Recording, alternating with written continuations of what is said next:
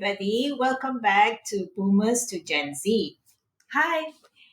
Today we're going to talk about something quite interesting about the transition of music through someone who is in their 50s and someone who's in her 20s. Yeah. So don't go anywhere. We'll be back soon. See you.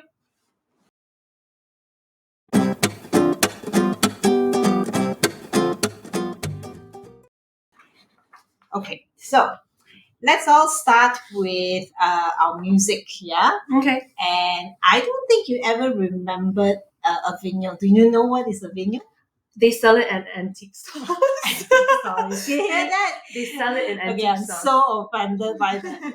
Anyway, so the vinyl is this black, the circular thing, and you Yeah. have to have a little the player which has a needle, and you go through it. In fact, it's not. It is actually a return of that era because a lot of classic music lovers would buy vinyls, and it's quite a big thing. It's expensive, isn't it, as well? It is, and it's quite the music play is very clear, and you will hear the crackling sound sometimes before. And that's a nice thing.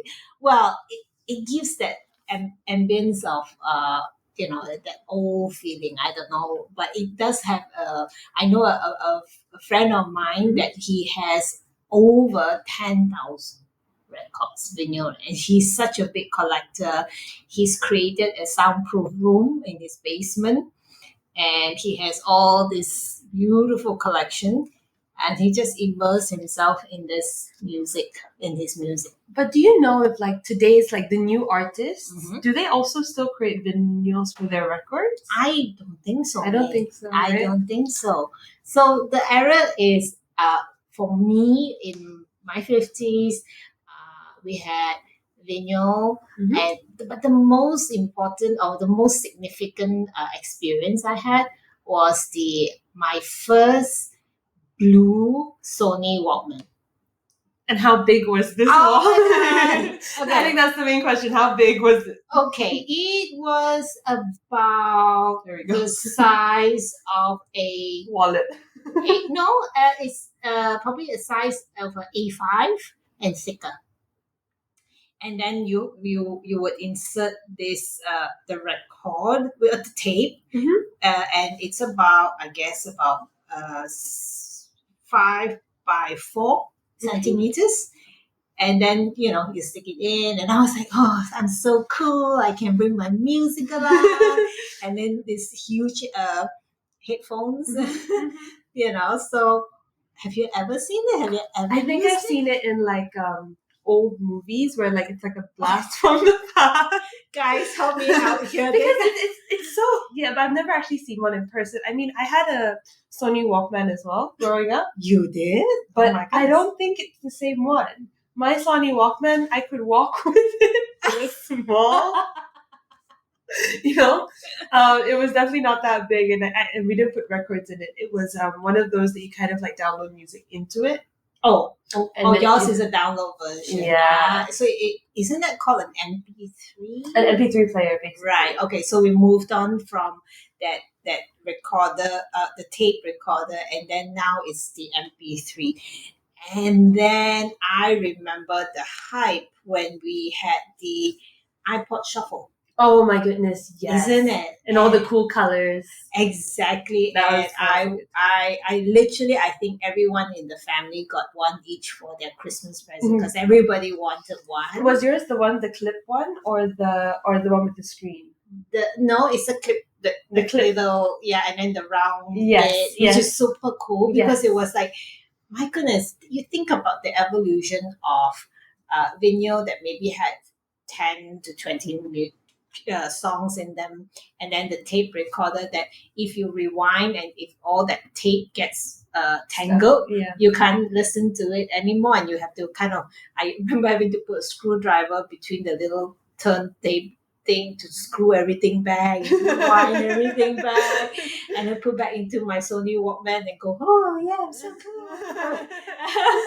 Okay. And then you talk about the MP3, which was still a bigger version, isn't Yeah, it? it's And still then bigger. after that, you got the iPod Shuffle, and I think iPod Shuffle really transitioned. And I mean, we talk about how Apple, the the brand, has really changed the world with the music, how music is displayed, right? Yeah. I love music. So, do you love music? I love music. I'm always listening to music. Okay. Throughout So the day. music for me is really like lift me up, and it makes me, if I'm cooking, I like to listen. If I'm at the gym, I love listening to podcasts. And you have different things that you listen to depending on what you're doing. Yeah, right? and it's it's such a great tool. And so with iPod Shuffle, I remember at one stage you could only put 1,000 songs. Okay. And at that time, I was thinking, wow, great, 1,000 songs, da da da. And then today, I think nobody bothers with iPod Shuffles anymore because everything is on your phone. Yeah. So it's like one place. Exactly. It was the Shuffle, and then it was the iPod, and then of course the iPhone. Then the phone became, I mean, it's today, honestly, we would leave home. We won't bother with taking any cash. No. And then we have our phone because your phone will have access to e-wallets, to your music, to your GPS, to your phone call. I mean, the way the world has evolved, and in very short time, don't you think? Yeah. It has very short, like the last 20 years. Right. So, I'm curious. You have a young son. Does he have a phone? He does. He does have a phone. Ooh. He just got a phone, but like it's more because I go out for work sometimes, so it's more for a calling device. So it's something that he doesn't have access to all the time. It's in my drawer. Okay. But then if I go out, then the phone is given to him for me to be able to reach him with ease. Okay, but don't you worry that with the heightened fear of, actually, it is a valid fear of scams and what children can see on the internet, whether it's from your phone or from your iPads and your electronic devices.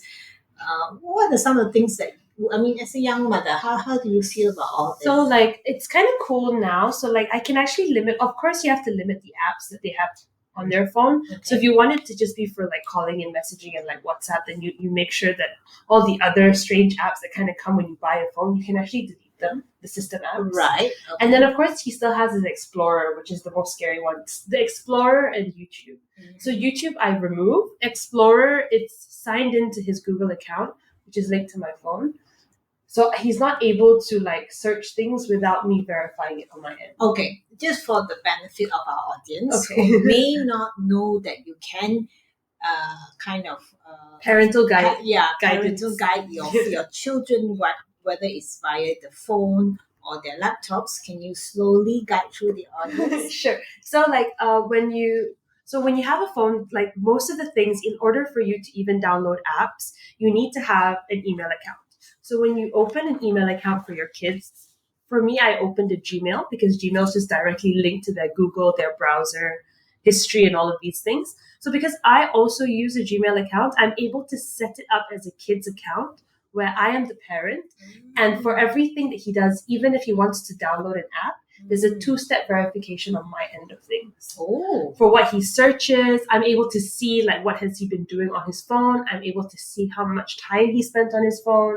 I'm able to see what apps he was using, all through the parental guidance. And this is with Google. I'm sure the other email accounts also have it, but I'm not sure how those ones work. Right. So I can really monitor it. So audience, if you find this information helpful and you'd like us to provide you kind of like a step-by-step how to check, please let us know because we can actually help you. Because the reason I brought this up actually is I no longer, I have adult children, so I kind of forgotten how to do all that. But May has a young son, and the son is growing up through this era where it's really fast paced, and we all know the dangers of misinformation, of scammers, or the fear of your child being bullied online and things like that. And I think as parents, the younger parents like me and your audience out there,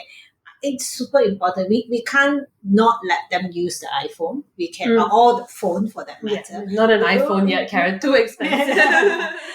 We can't stop them from using internet because that is the part of our lives now. Yeah. However, we have to learn how to take precautions so that they do not go into what I call the dark net, for instance, or porn sites, things that you and I may not think about, but there are ways that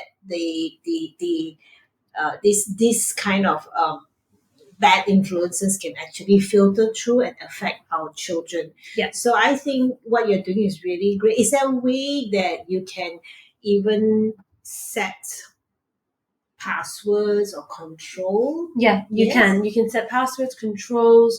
You can set time limits on certain like apps as well. You can lock them after a certain period of time.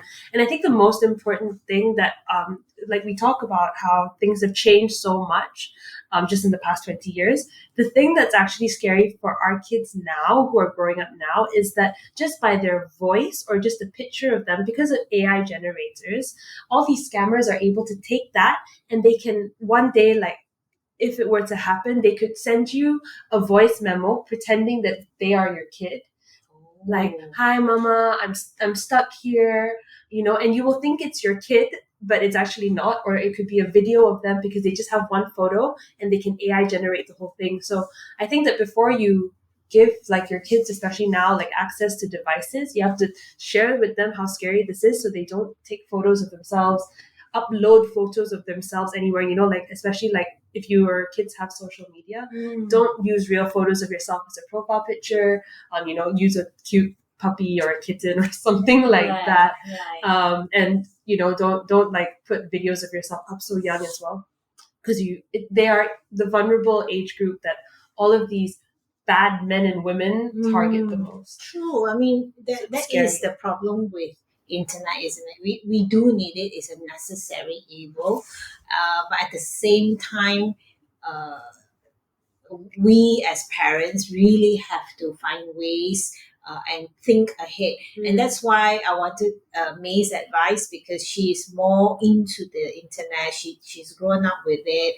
And I know we started talking about music at first, but even in the last 15 years, really, music itself, how it has been presented to us has changed. And can you imagine if the way internet is moving so fast, and the AI and technology, I think that 15 years is going to move even faster and make it like within 10 years things are going to shift again.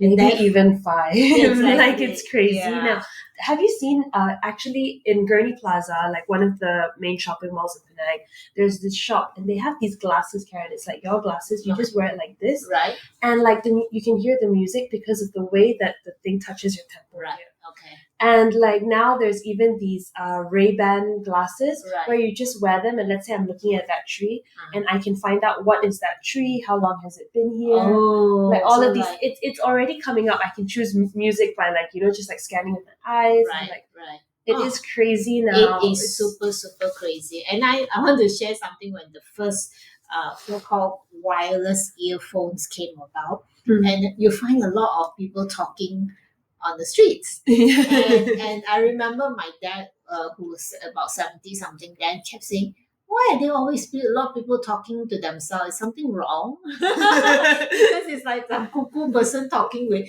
and then they have no wires, and then you go, oh my god, what's going on? So in terms of how internet, we can go on and on, but if you like and would like to share, like us to share how to lock or control the devices for your children. I know there's also certain apps that can help. Let us know. Put some comments on for us. We've been waiting for your comments so that we can help you go through this and not alone. And for older women, if you have grandchildren, maybe you can bring it up to your children to be aware of this. It's a change, it's a shift, and we just have to adapt and learn from it. So, I hope you enjoy our little chat today, and that anything you'd like to add me. Maybe we can end it with what's your favorite song, Karen? What is my favorite song? I absolutely love R&B music generally. So when I want something very inspirational, I like to listen to Greatest Love of All Okay. from Whitney Houston. And then when Christmas time, which is coming soon, guys, Mariah Carey. Okay, What of course. I want for Christmas is you. Oh no. Oh my. All right. So I hope you have fun with us at Boomers to Gen Z, and we'll talk soon. Bye.